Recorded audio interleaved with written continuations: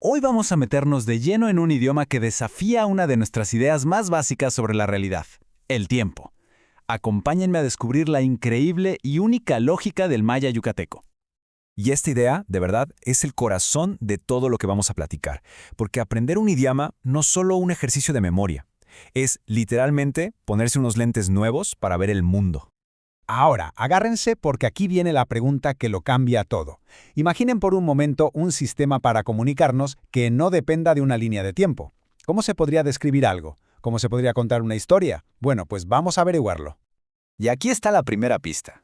Para el maya yucateco, lo importante no es cuándo pasa algo, sino cómo está pasando. Es un cambio de perspectiva fascinante.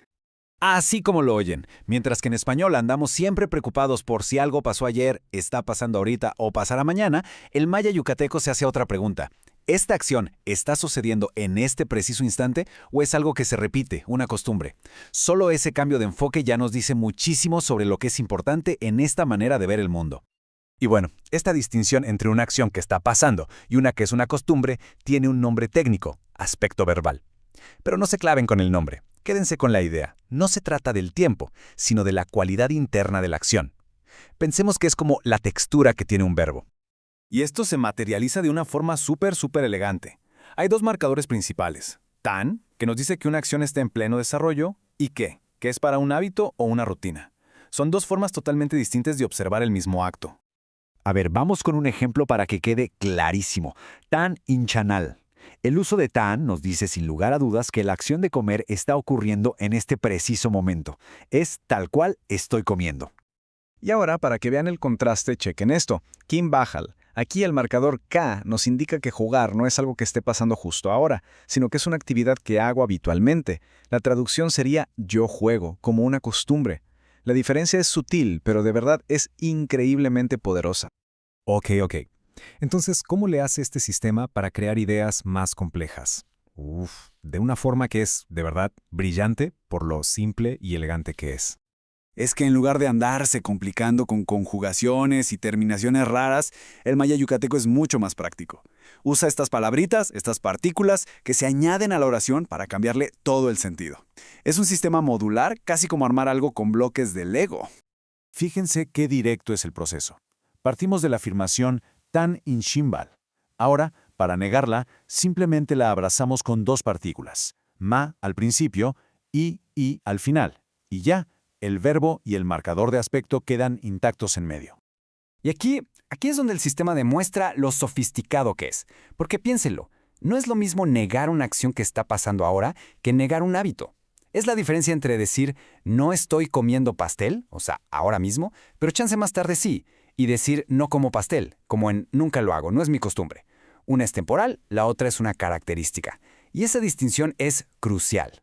Y si creían que eso era simple, esperen a ver cómo se hacen las preguntas. Solo se necesita una herramienta más, una pequeña partícula que lo cambia todo. ¡Guau! La facilidad es brillante, de verdad. Se toma la frase tanatsiv, que significa estás escribiendo, se le mete la partícula gua justo después del marcador y listo. La afirmación se acaba de convertir en una pregunta. Así de fácil. Hasta ahora hemos visto las piezas por separado.